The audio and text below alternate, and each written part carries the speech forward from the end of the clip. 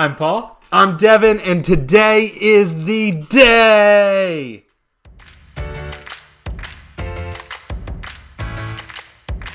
We are Dads and Dice, and today's the day we've been waiting for. The newest Kickstarter for X-Men Dice Thrones goes live. We're just going to kind of do our reactions of it. We're going to pull it up here, talk about it. Really, Paul and I have not got a chance to talk about it yet. We just got off work. He rushed on over, and we are so excited. So I am going to kind of control it over here, and we're going to see what happens.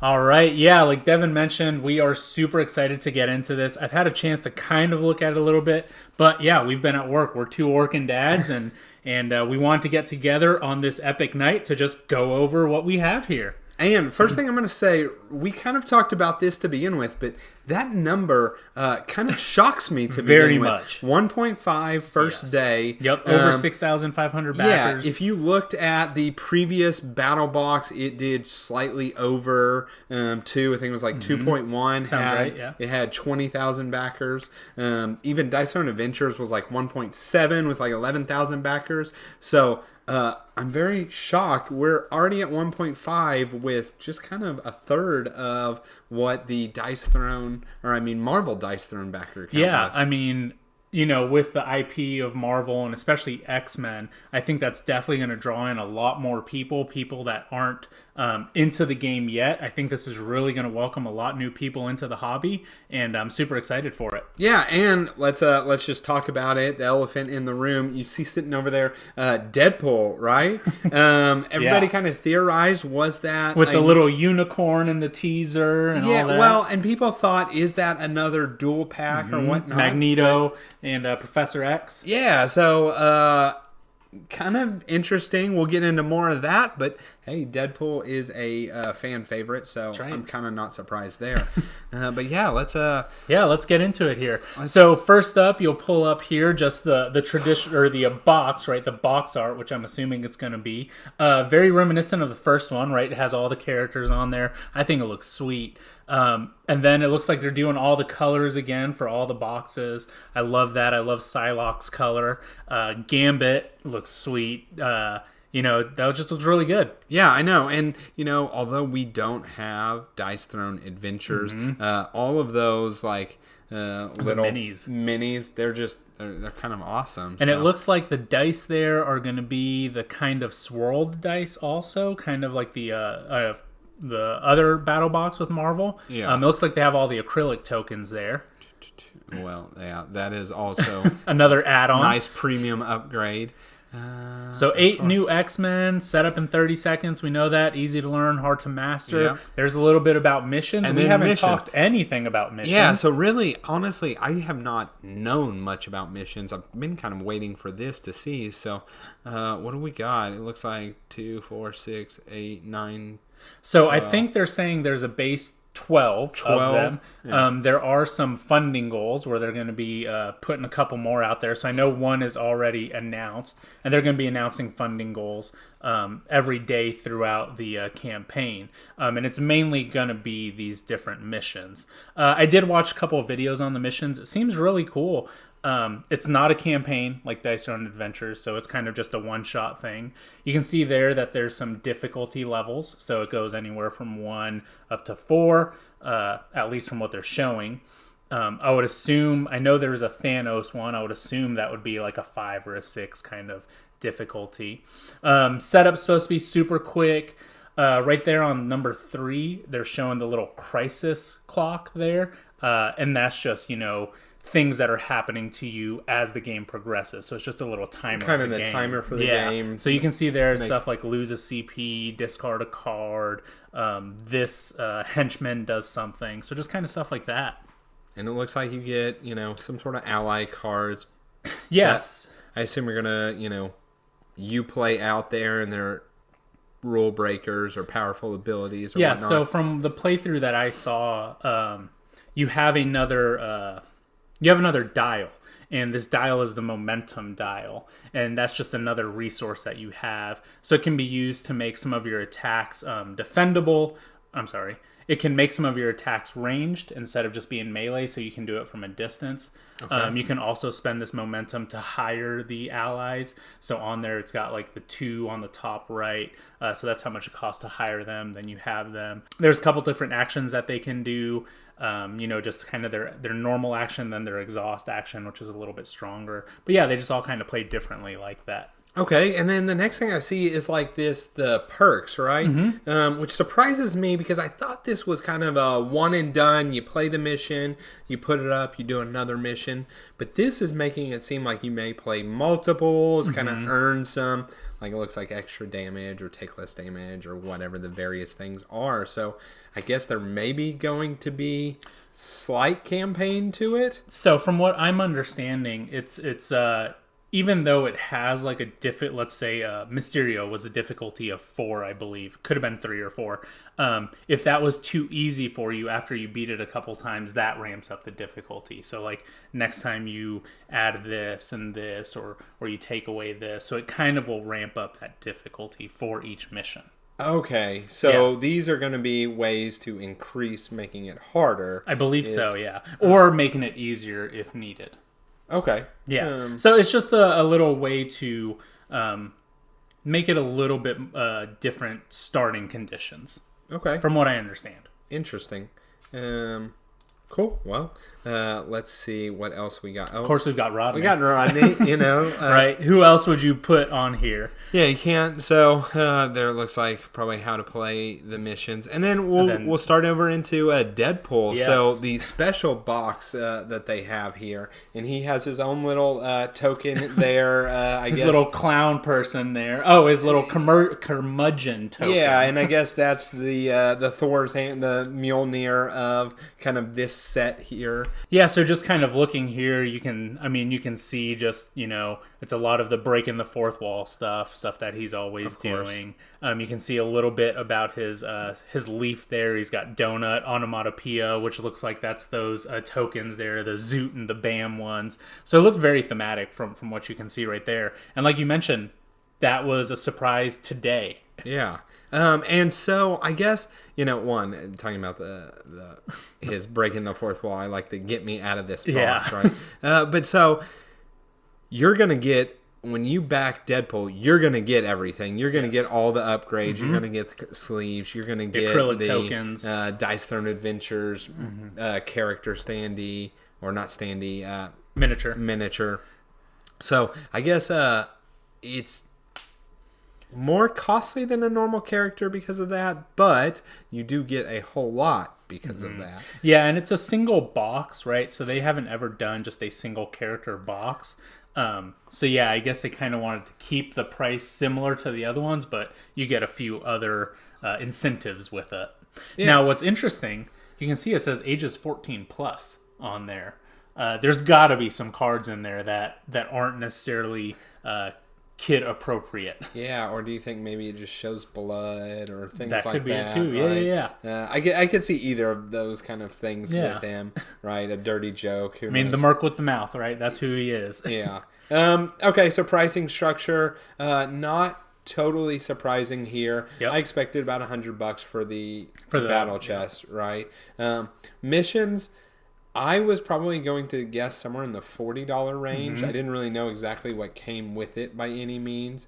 But yeah, so 60 that, and then 25 for the Deadpool single character. It's a little steep. It's steep, especially when you put it side by side to you get 8 characters in the battle chest for $100 or 1 for $25. Yeah. Now, not saying it's not worth it, but if you're not typically all in with getting their card sleeves, getting their miniatures, the acrylic tokens and that kind of stuff, you're going to have one really souped up character.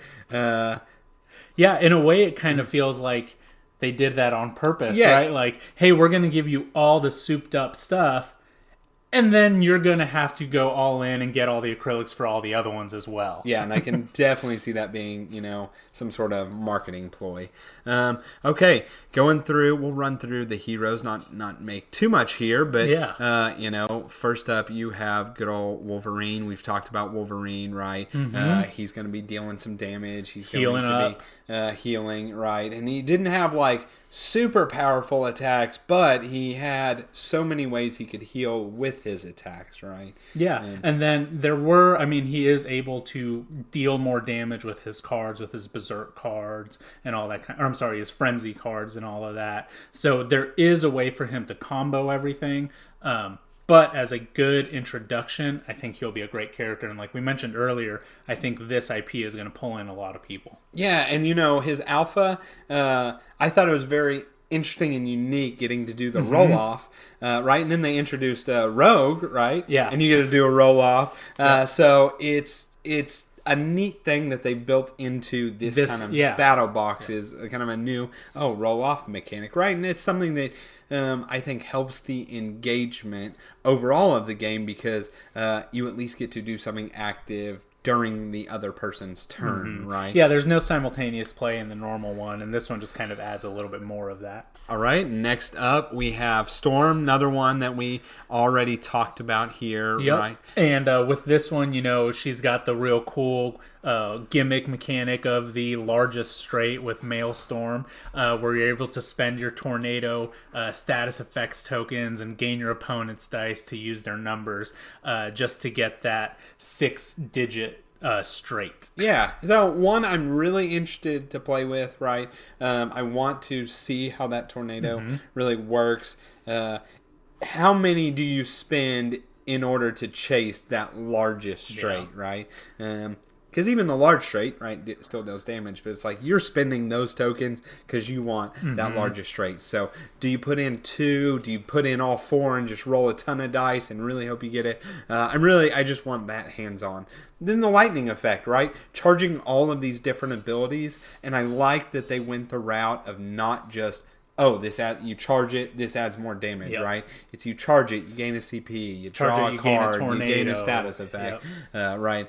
I think that's really cool. So she is definitely one I'm super excited for. And then even if you charge it twice up, you're dealing some isolated damage and stuff like that. So yeah, I'm with you. And even her defensive looks pretty good. You're blocking stuff, you're able to charge up your things, and you're able to gain tornado. So she's got a good defensive ability there too. We have Psylocke.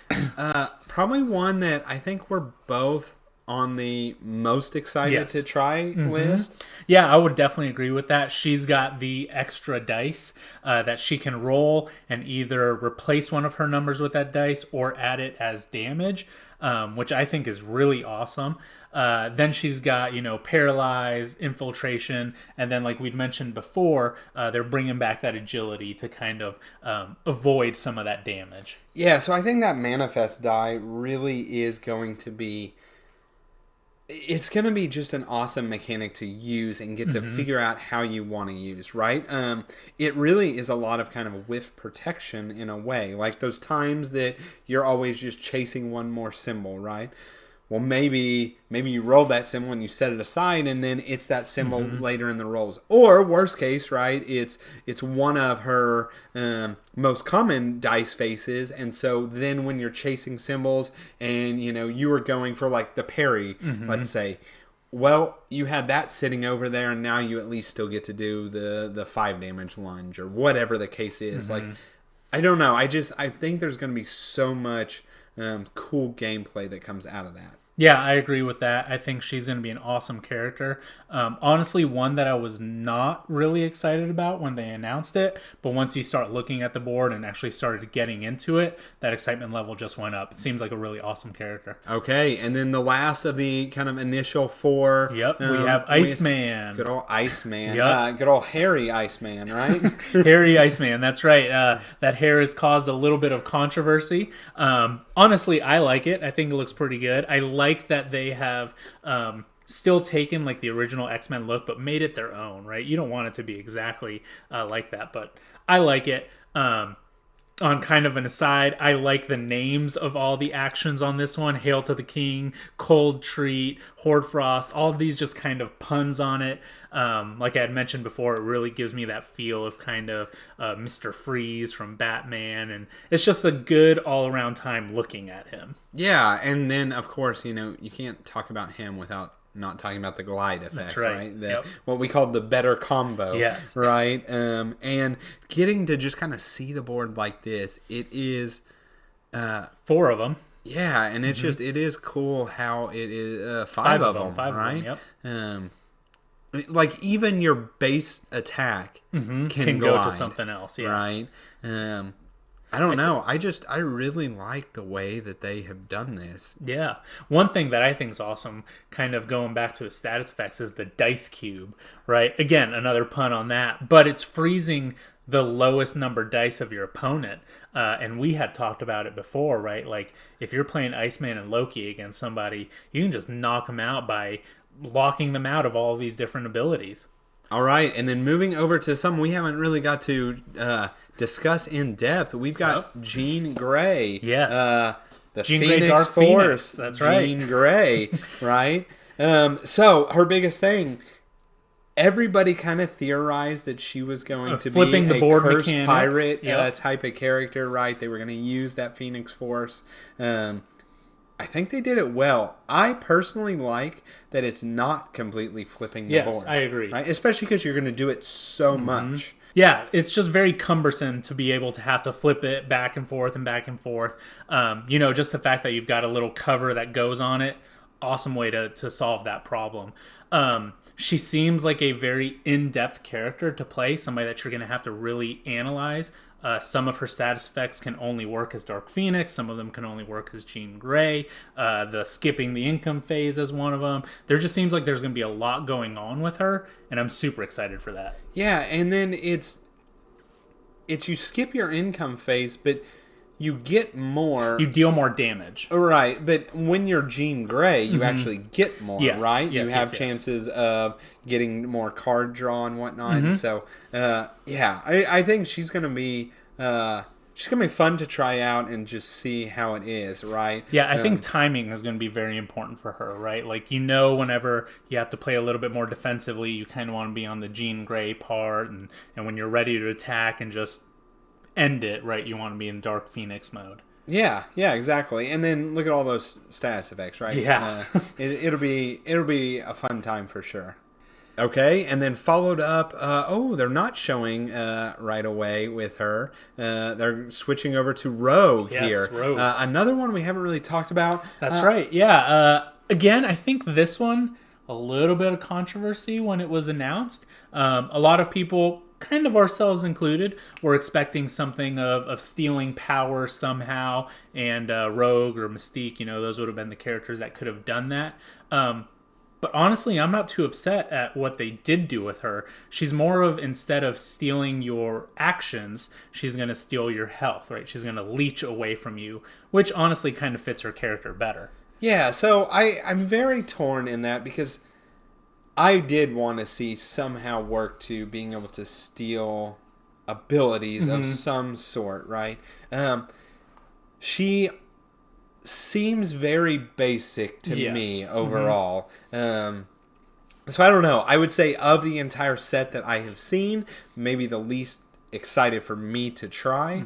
But that could always change, right? It's always hard when you're judging based off cards you see and the board without actually rolling the dice and and actually playing the character. Yeah, you're never choosing gonna know. the moves. Yeah. You won't know. But we mentioned earlier the roll-offs, right? Here we have with Skyward, Skyward, the other roll-off. And so it's just something that's really cool. Yeah, and I think even her other status effects, the ionic energy, right, where you're able to spend more for more damage, and then you can even pay CP to spend even more for damage. So I think that's cool. It's just a different way, again, very situational. When am I going to spend 2? When am I going to pay that CP to do 4? So like you said, I think once we have her in front of us, we'll really figure out how that gameplay is, and we can really determine it then. Yeah, exactly.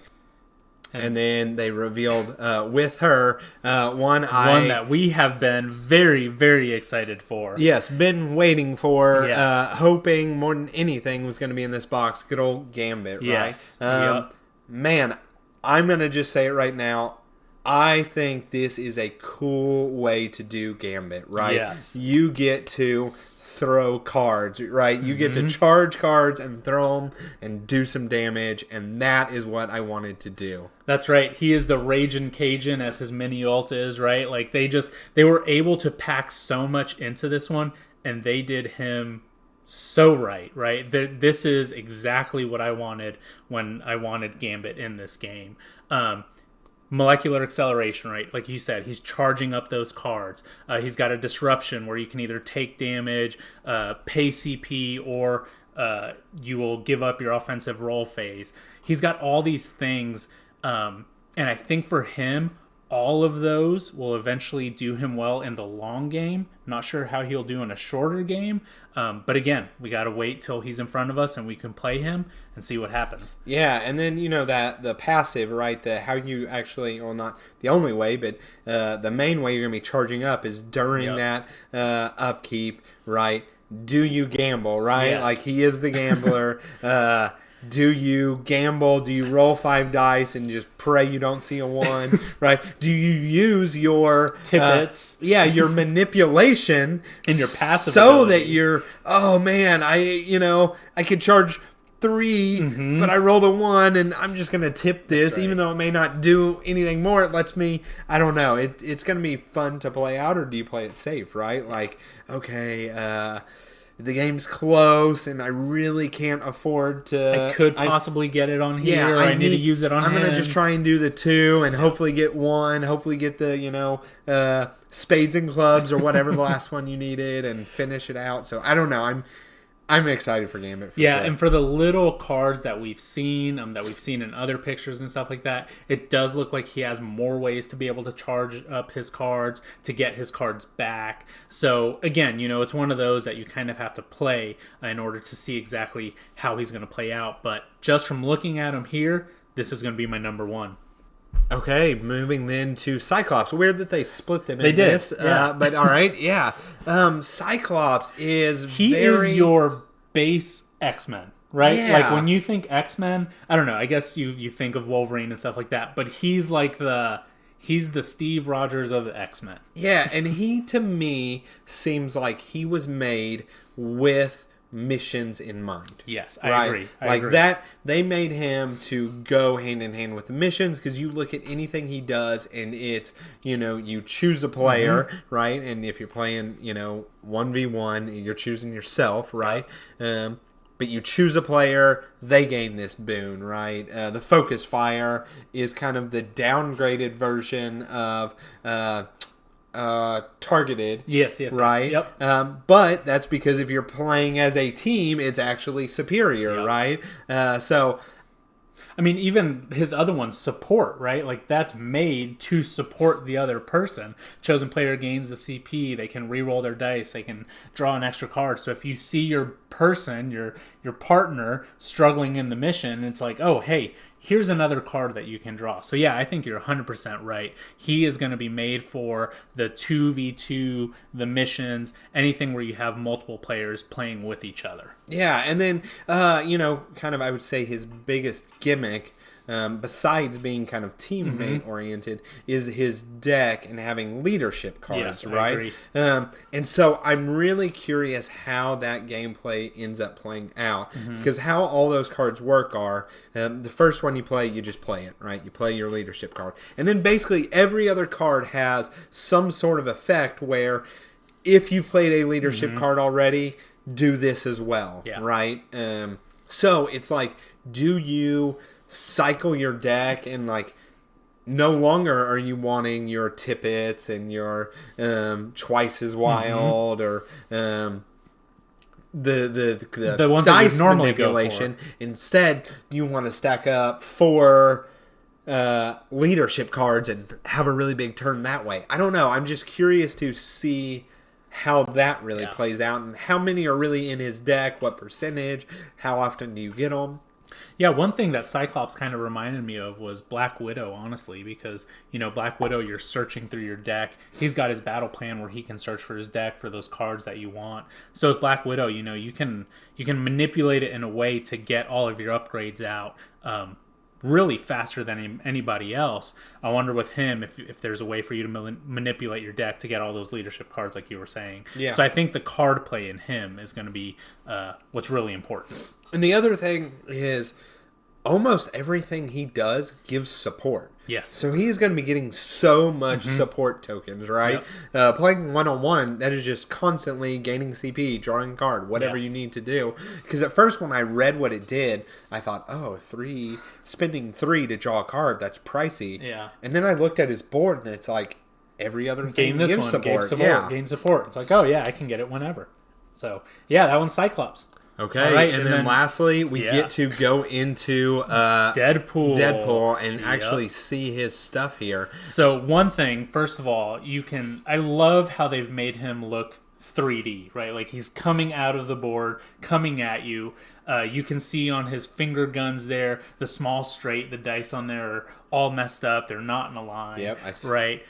You've got the wording on the donut hole, up on top is the dice, up on the bottom is the words. So again, they've made it this super thematic kind of board just for him, which I love that. Yeah, and although it's like a red-black dominance, look how much color there is. There really is. In this, right? Yep. That's pretty impressive that they've done all that. Yeah, I love it. Like we mentioned before, he's got his donut passive or positive status effects, got his onomatopoeia, he's got his RPS, which is rock, paper, scissors. Right, so he's got all these just things where with him, you're going to be breaking the fourth wall. Like on his finger guns, if you go pew pew, you're going to be gaining more CP, right? But you have to do it. He's got some for, I believe it's, where is it? Oh, yeah, on his onomatopoeia there, it's if you say some type of onomatopoeia, you can do that, right? So, again, it's just things that's like, all right, I have to do this outside of the game in order to get to the game, which just makes it really cool. Yeah, I mean, it fits him, right? I wouldn't want to do it every time I'm playing Dice Thrones, but, while you're playing Deadpool, you kind of get into it. And then my favorite thing about all of this, and I don't know if you've seen it, go ahead and click on there where it says Ultimate on the bottom. And all of them say what they can do with the Ultimate, right? So you can mess with my dice to stop my Ultimate. Otherwise, no, you may not. Insert your whiny complaint here. Just shut up and lower your health dial. I think that's Deadpool. That's perfect, right? Like, you can't have that with anybody else. Yeah, I mean, he even, has little taglines. Yeah, better than Wolverine's. Yeah, with all of them, right? Yeah.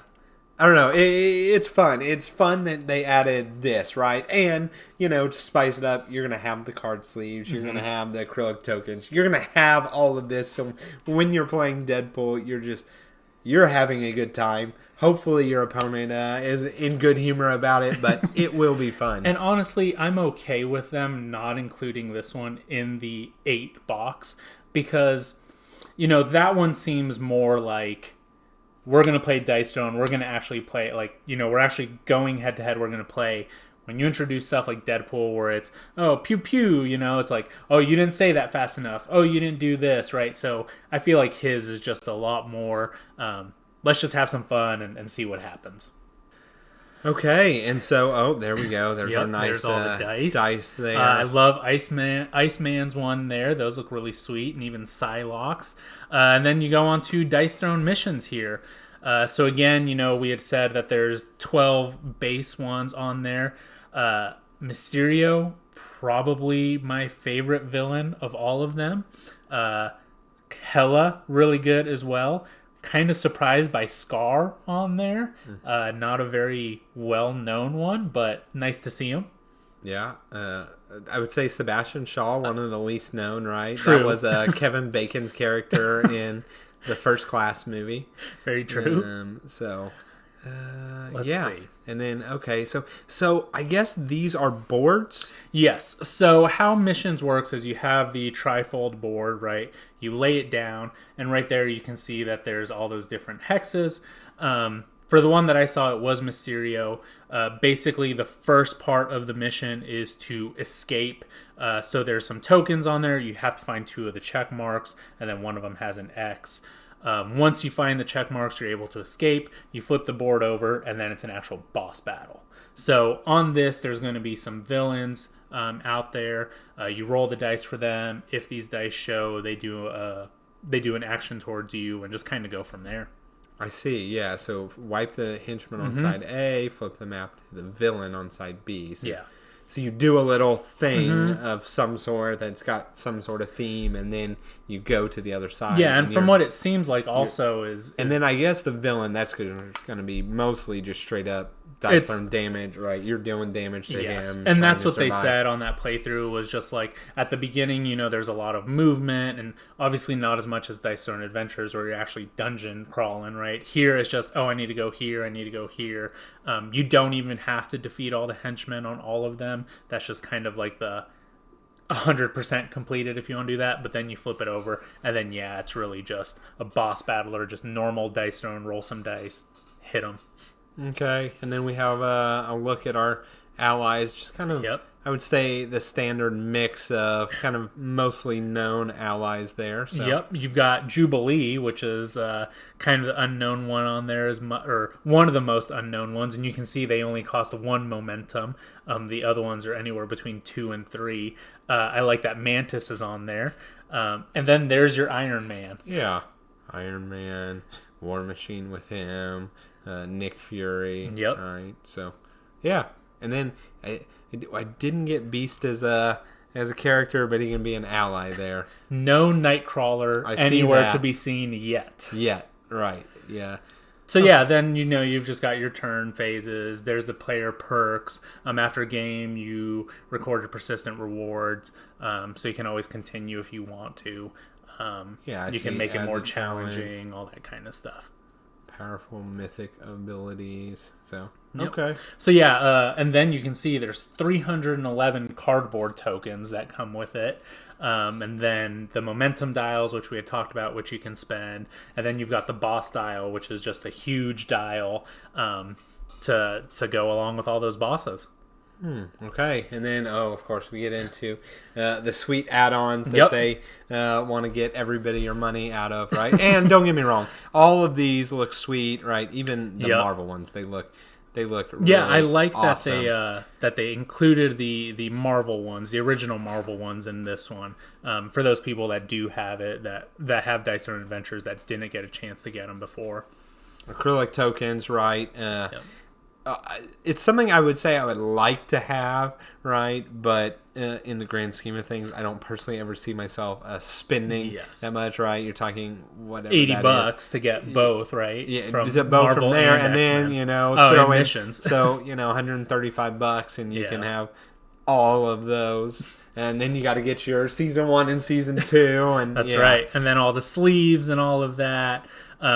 There's the Marvel promo packs, if you missed it on the first Marvel Kickstarter, the dice trays, and then, of course, you've got all the player mats there, and there's the elusive unicorn that they teased in the trailer there that Deadpool's on. And then, of course, there's the pledges, right? So what are we going to be doing about the pledges? That's the question. I know, it's, man, I would like to just jump in here and this right, all gameplay bundle. That's the kind of everything. Everything that we don't have right now, because the one above that is the Marvel, the original Marvel box. I'd like to say that. I think that's definitely far out of the question there, right? This is the new stuff, right? And while I want to, it is a kind of steep price, right? It is. It is. When you compare the just the Marvel battle chest, and actually I'm sorry, this one here. This was with the Marvel. With Marvel. This was the that's the high dollar one there. But when you compare the fact that this one here, I can't remember exactly, but I want to say it was like under $100. Yeah, it was $80, maybe $90, right? And that was 8 characters several years ago. So it doesn't shock me that this one's $100. But then adding, another 60 here, another 25 there, it makes this total quite a bit, right? Yes. And so I don't know. We're gonna talk it out and figure it out. But for us, right, it's a high sticker shock for right away, right? Yeah, I mean, because while Dice Throne is one of the games that we play quite regularly, there are a couple other Kickstarter projects that we're going to be trying to back, and a couple other games and stuff like that. And honestly, this is coming out of our Dads and Dice budget, which at the moment isn't super high. But with as much as we want all of that, we're definitely for sure going to be getting the battle chest. As much as we want missions and Deadpool, we're going to kind of have to play it by ear and really make a decision when the time comes. Maybe kind of piece this stuff together later down the line, because all this stuff comes to retail dang near the exact same time it releases to backers. And then, of course, this is the Marvel battle chest, everything with it. Man, good for you if you're spending $600. You're about to have a blasty blast. And then this is an interesting take on the traditional stretch goals, right? Now it's funding quest. And it's the same thing, right? It's the same thing, except they are telling you ahead of time, these are the things that are going to be available. And, honestly, when I saw the 2 million one for the new vac tray system, I was a little kind of hesitant. Again, I did log in almost immediately when this went live. I didn't think they would hit 2 million this quickly, but I think they're going to hit it within the next day, if not, within the next couple hours. Now, it's a 3-piece modular vac tray? Yeah, so I'm assuming it's just some type of tray to help everything get set up, right? Maybe like all the tokens and stuff like that, since there's 300 of them. Yeah. But yeah, so it looks like so far we've funded the metal curmudgeon token, which there's no real curmudgeon isn't anywhere on his board to be seen right now. Yeah. Right. So it's got to be in one of his cards or something like that.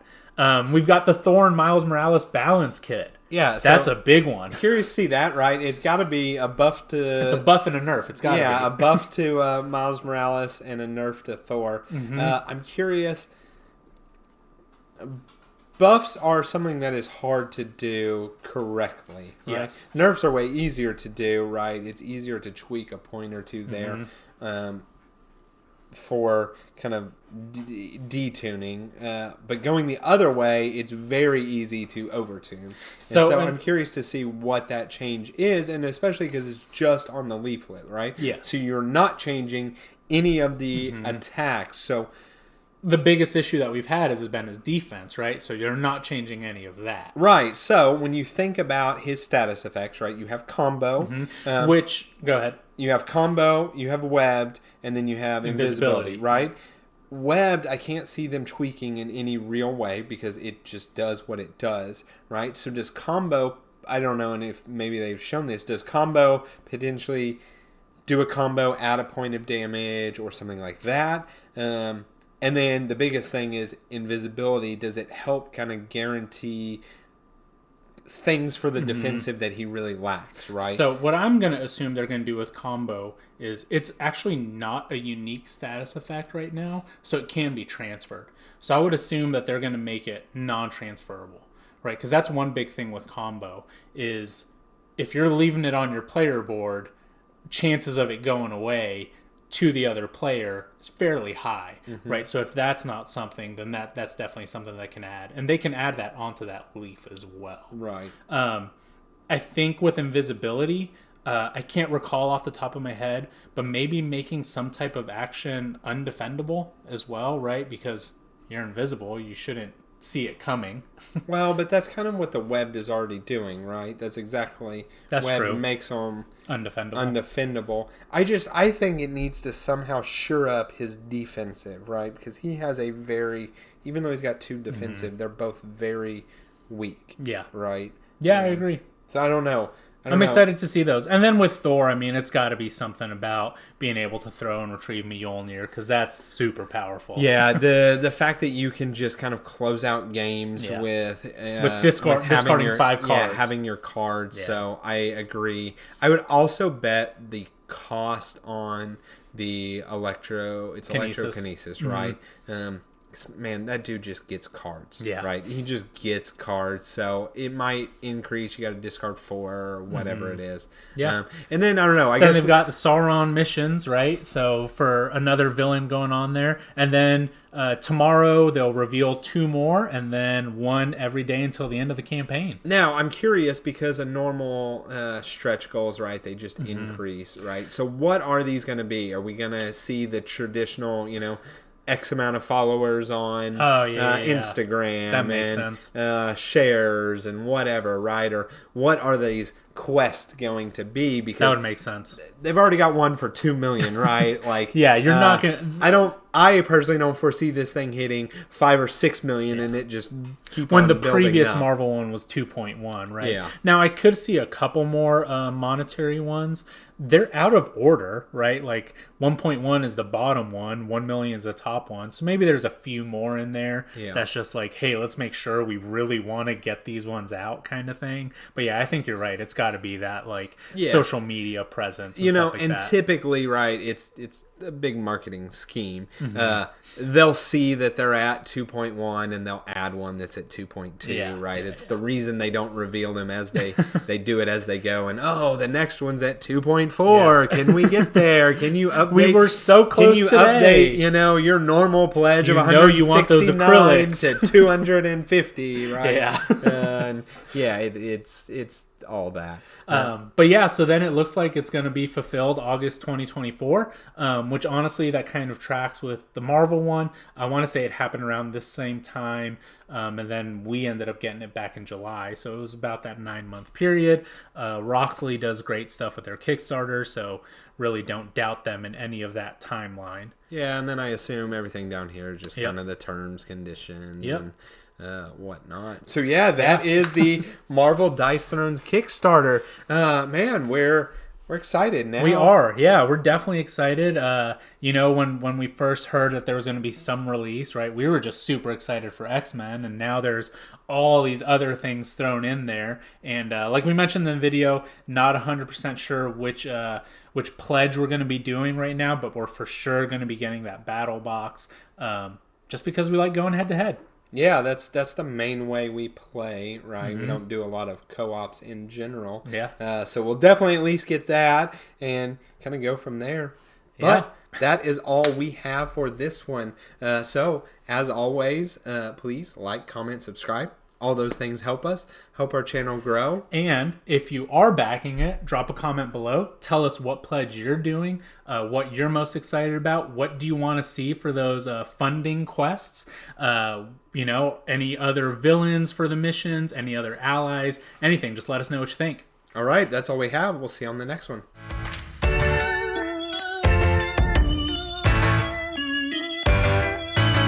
I'm Devin, and today is the day. Ooh.